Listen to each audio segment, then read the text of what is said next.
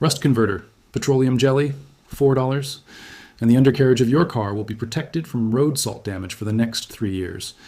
But here is what nobody is telling you.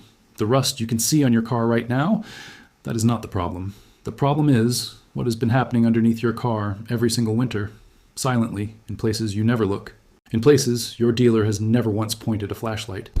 And by the time most people find out, the frame is already gone.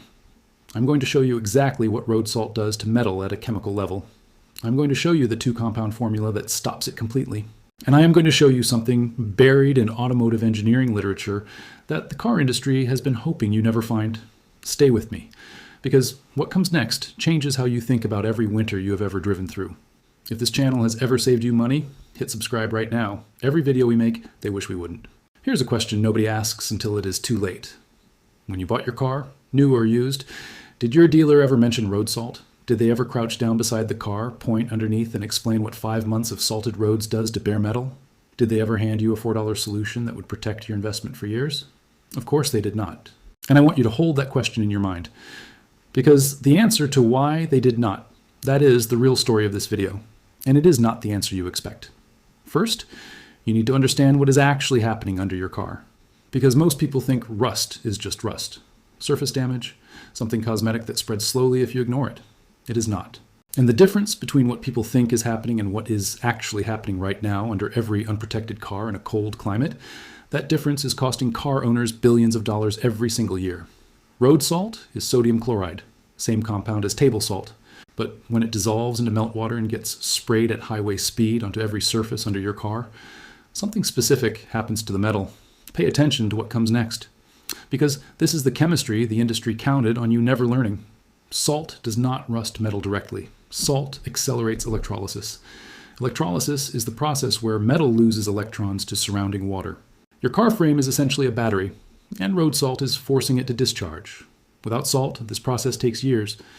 A car in Arizona, New Mexico, Nevada, no road salt, dry climate, routinely runs 20 to 25 years without structural corrosion issues. The same model, same factory undercoating, same steel.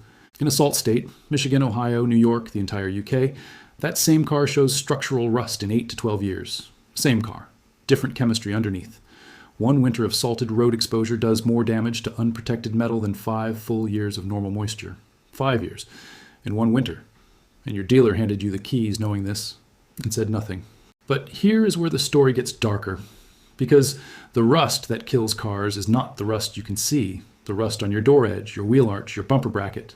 That is cosmetic, ugly, but cosmetic.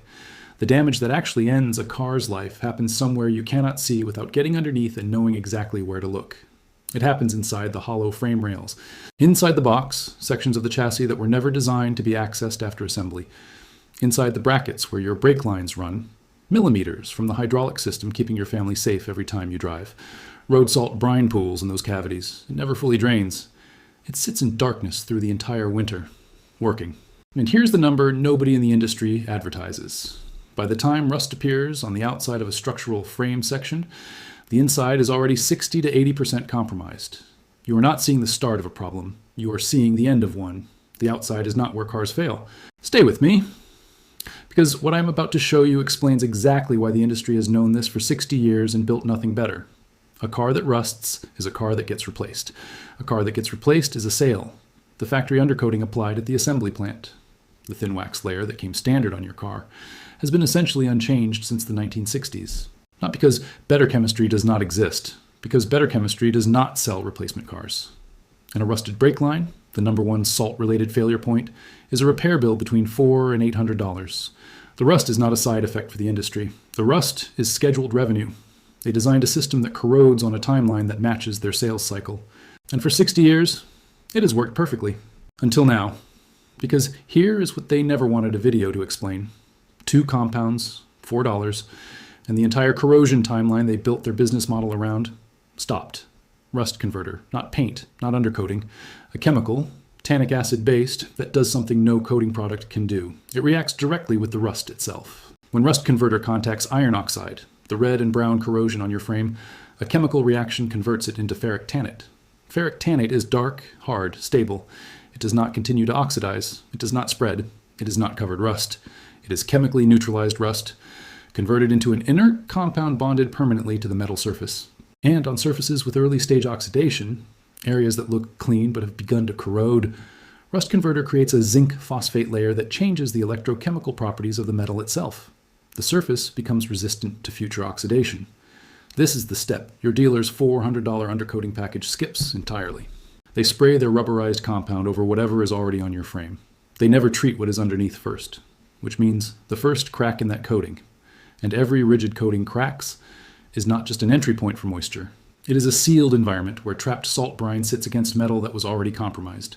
The coating does not slow the rust, it feeds it. But rust converter alone does not finish the job.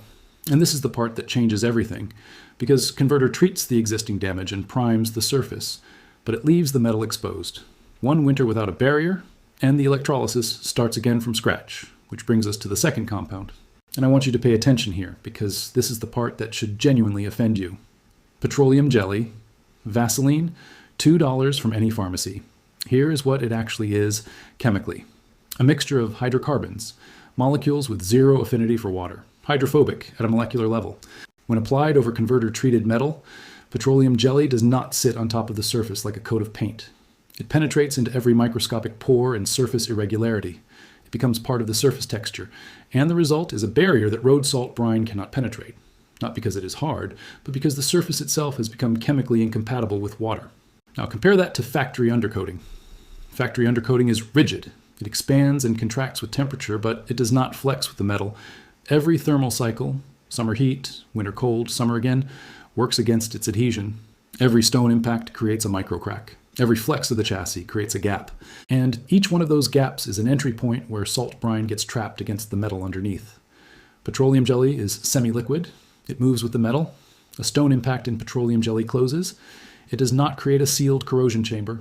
A $2 compound from a pharmacy shelf, applied correctly over rust converter, outlasts a $400 dealer application. Not because the dealer product is cheap, because the chemistry is simply wrong for the job. The chemistry does not charge a shop rate. It just works. Before you apply anything, 4 mistakes that will ruin the result if you make them.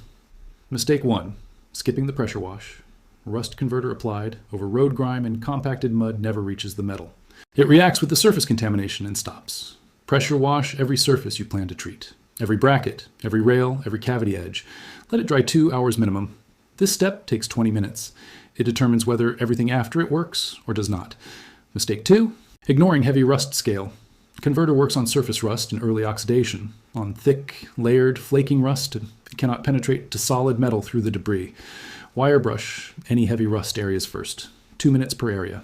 You are not grinding to bare metal. You are removing loose material so the converter can contact solid rust underneath.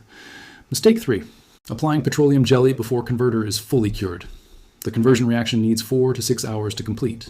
Apply petroleum jelly over wet converter, and you interrupt the reaction. The ferric oxide is not fully neutralized.